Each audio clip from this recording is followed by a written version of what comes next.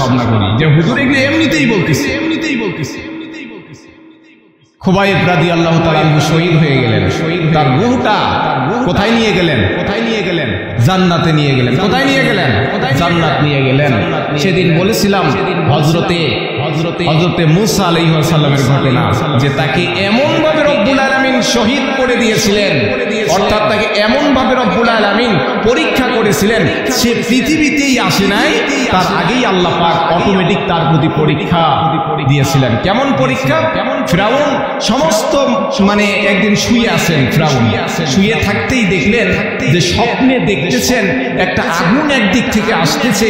এই আগুনটা এক পর্যায়ে বনি ইসরাইলের সমস্ত ঘর বাড়িগুলো পুড়ে ফেলে দিতেছে, মিশরের ঘর বাড়িগুলোকে পুড়ে ফেলে দিতেছে, কিন্তু বনি ইসরাইলের কারোই কিছু হচ্ছে না। সেই সময় ফিরাউন রাষ্ট্রপ্রধান, ওই মুহূর্তে সমস্ত মন্ত্রী পরিষদকে ডাকলেন, তিনি রাজা পর্যায়ে একে সকলকে ডাকলেন।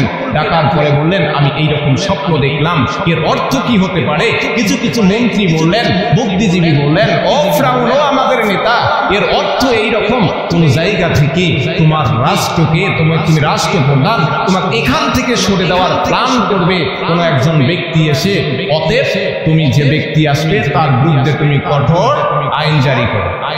জ্যোতিষীকে ডাকা হলো। সেই সময় জাদুর প্রভাব ছিল বেশি। কিসের প্রভাব? জাদুর প্রভাব ছিল বেশি। জ্যোতিষীকে ডাকা হলো। ডাকার পরে জ্যোতিষীকে হাত দেখানো হলো। সে সমস্ত কিছু বলে ফেললো যে তোমার এই রাজপ্রাসাদ, তুমি যে আসো, এই তোমার রাজা হয়ে আছো, তোমার এই রাজাগিরি আর থাকবে না। এই বনি ইসরাইলের একজন আল্লাহর নবী আসবে, একটা যুবক আসবে, এসে তোমার রাজাগিরি, তোমার সমস্ত রাষ্ট্রকে তছনছ করে আল্লাহর জমিনে আল্লাহর দিন কায়েম।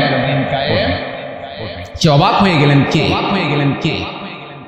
বনি ইসরাইলের জামানায় যখন এরকম করে বললেন, জ্যোতিষীরা ফিরাউনকে বলার সঙ্গে সঙ্গে আবার মন্ত্রী পরিষদকে ডাকলেন। ডাকার পরে একটা সিদ্ধান্ত নিলেন। সিদ্ধান্তটা হলো এই যে এই মুহূর্তে এই মিশরের মধ্যে বনি ইসরাইলের সময় জামানায় এই মিশরে, এই রাষ্ট্রের ভিতরে যতগুলো শিশু জন্মগ্রহণ করবে, ছেলে শিশু, সমস্ত শিশুকে একবারে জবাই করতে হবে।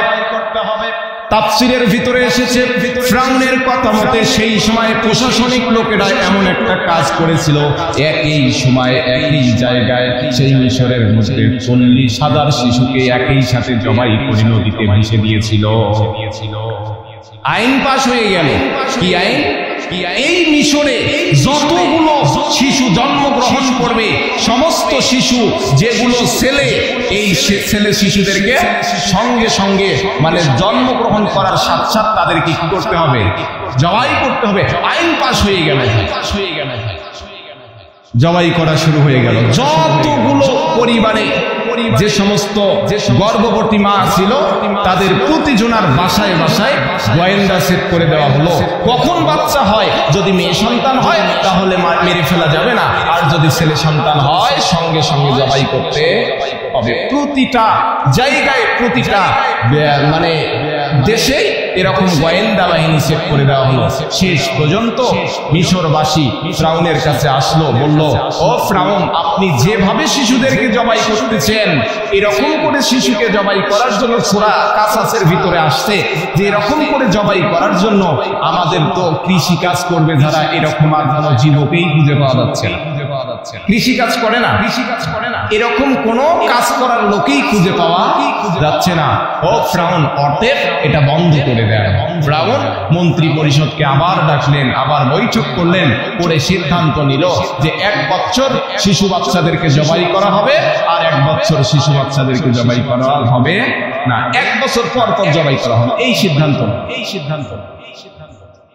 যে বছরে জবাই করার এইরকম সিদ্ধান্ত নিল মুসা আলাইহিস সালামের ভাই, নাম হচ্ছে হারুন আলাইহিস সালাম। যে বছরে জবাই করা হবে না কোনো শিশুকে, সেই বছরে হারুন আলাইহিস সালাম জন্মগ্রহণ করলেন। করার পরে হারুন যখন বড় হয়ে গেলেন, তার পরের বছরে এবার শিশুদেরকে জবাই করা হবে। যে বছরে শিশুদেরকে জবাই করা হবে সেই বছরে মূসা আলাইহিস সালাম তার মায়ের গর্ভে এসেছেন। আসার পরে যখন মূসার মা জানতে পেলেন আমার গর্ভে আমার সন্তান